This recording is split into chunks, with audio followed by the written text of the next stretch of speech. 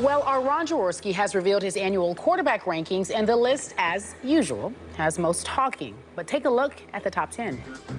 Peyton. There, Brady, Rodgers, Breeze, Luck, Big Ben, Rivers, Ryan, Wilson, Flacco. Let's discuss the list, shall we, Bayless? Do you have a problem with anybody in his ranking? Stephen A., I obviously have a huge problem with the number 5 in that list. I've told you before, and I'm not going to back off this theme on this show. I do not fathom the premature coronation of Andrew Luck. Maybe someday he will earn his way into the top 5, but I do not understand how a man I respect so much, Ron Jaworski, could already elevate him above a Ben Roethlisberger. I'm going to remind you again, RG3 outplayed Andrew Luck during Andrew Luck's rookie year, their rookie year. And in that year, Andrew Luck had the second most turnovers in the National Football League, just short of Mark Sanchez and the butt fumble. Last year in the playoffs, in 2 playoff games, Andrew Luck threw 7 interceptions in 2 playoff games. He was the reason they came back against Kansas City, because he was the reason that the hole got dug against Kansas City. And now allow me to use the case that Ron Jaworski makes for Roethlisberger against Ron Jaworski, citing from what he wrote here on ESPN.com. Even though Pittsburgh was 8-8 last year, after reviewing the tape, says Ron, I thought Big Ben had one of his best seasons in 2013.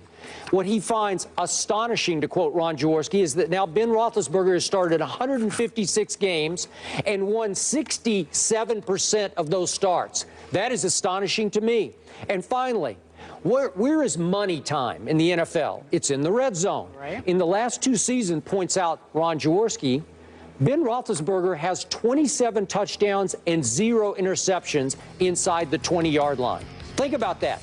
27-0 inside the 20 in the last 2 seasons. So he wasn't the reason Pittsburgh went 8-8 last year. But that should be the reason that, for now, Ben Roethlisberger would at least be 5 to Andrew Luck's 6. But that's just me. Well, I'm not going to say that I concretely disagree with you about Big Ben Roethlisberger, because he is tried and proven. He is somebody that's a Super Bowl champion 2 times over. I got a lot of respect for Big Ben Roethlisberger. He's been relatively inconsistent over the last couple of years.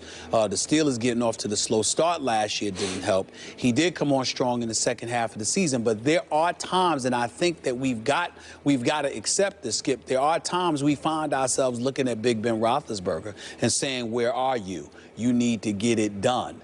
You do find yourself saying that about him because you know what he can do. Yep. That's why you're asking yourself. You're not asking yourself like, oh, because he never gets it done. Yep. You're asking yourself, where is he? Because you've seen him do it before. And you're wondering, when is that guy going to show up in terms with the level of consistency again?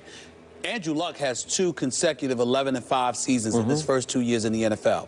Over that same time period, Ben Roethlisberger has been 8-8. In those 2 years that Andrew Luck has been 11-5, both years the Indianapolis Colts have gone to the playoffs. In the last 2 years, same time period, Ben Roethlisberger hasn't been in the postseason.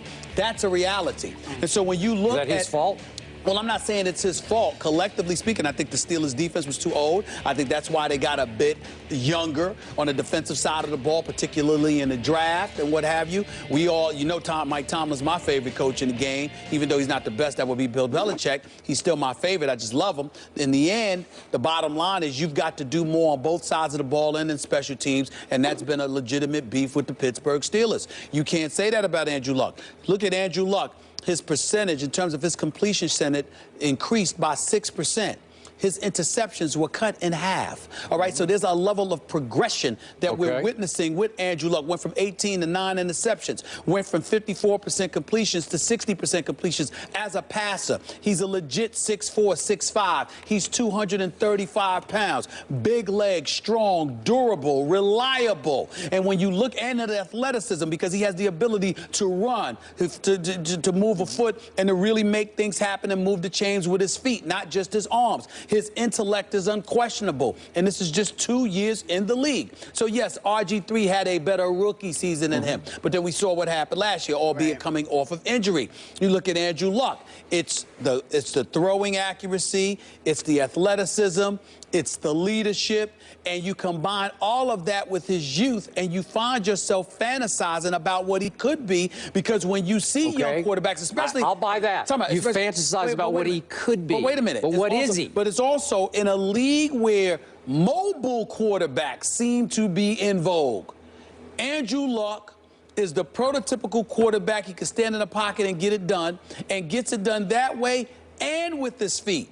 And again, 11-5 with improvement and 2 playoff appearances, which to me gives him an edge over Big Ben, gives him an edge over Matt Ryan, gives him an edge over those guys. Now, if you want to come and say Colin Kaepernick, or you want to say a Russell Wilson because of the success that they've had, no. I'm just saying. But if you're not going to say that, then I have no problem with him being in number 5, because Phillip Rivers doesn't deserve to be ahead of him.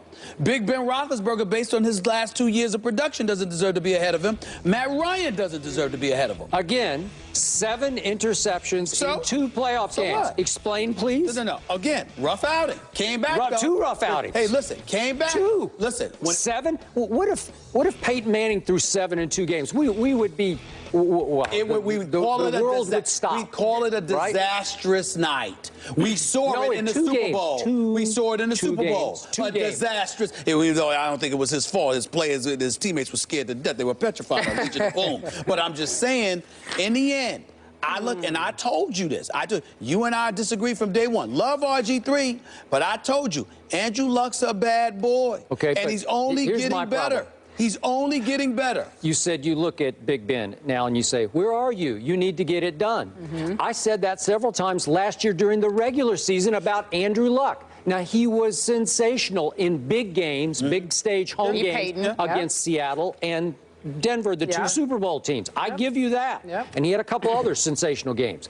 But he lost to Ryan Tannehill at home? Really? Did he do that? He lost a Monday night game. Go back and look at the tape of the Monday night game at San Diego. Tell me what you saw. Where are you, Andrew? Tell me what you saw in the 3 interception game against the St. Louis Rams. Tell me what you saw. I understand. Where are you, Andrew? Those points, but what drives me crazy when you do stuff like that, I can say this. I saw Joe Montana lose a playoff game 49-3. It happens. I'd already seen him win a Super Bowl. Yeah, but what I'm saying, what we saw again, you saw Roethlisberger win 2 before that. You saw Roethlisberger win 2. But I'm saying to you, I also saw the last 2 seasons. Don't get me wrong. I haven't given up on Big Ben Roethlisberger. I think he'll show up this year and he'll do well. So do I. And I think durability is a question mark because he takes a lot of hits, because he's willing to take those hits to buy himself time. You know, he'll stand in the pocket and wait. I mean, he's a receiver's dream because he'll wait to get you open now. I mean, he can fend off tacklers and a whole bit. But in the end, Big Ben Roethlisberger, based on the last 2 years, has either flatlined like this or gone down a little bit, and Andrew Luck's going this way. He's going this way. You sure about that? Yes. I'm not sure about that. I am sure about it. I need to see it to believe it. Andrew Luck's a bad boy. You're projecting. You're fantasizing about what he can be. He's 11-5 with 2 playoff appearances in his first 2 years. But you, like Ron Jaworski said before that draft, oh, this guy's all-time great. So I think Ron is trying to validate. Yes, you did. No, you said he's going to be better than RG3. I said to you that he is the #1 overall pick. He should be over RG3, and I've never wavered on that. Okay, so clearly you're not objective when it comes to this list, right? Because I said that I would pick him over RG3. True.